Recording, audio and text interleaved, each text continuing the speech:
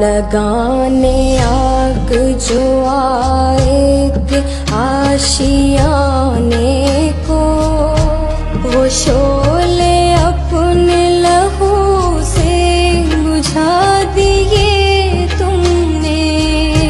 बचा लिया है यतीमी से कितने फूलों को, सुहाग कितनी बहारों के रख लिए तुमने। तुम्हें चमन की फिजाएं सलाम कहती है, ऐ राहे हक के शहीदों वफा की तस्वीरों।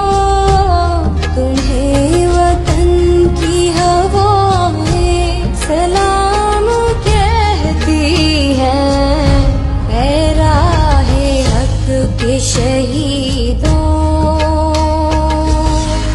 बलोचिस्तान के इलाके और माड़ा में दहशतगर्दों के हाथों शहीद होने वाले FC एहलकार वारिस खान की नमाज जनाजा फौजी एजाज़ के साथ अदा करने के बाद आबाई गांव टोला मंगली में तदफीन कर दी गई।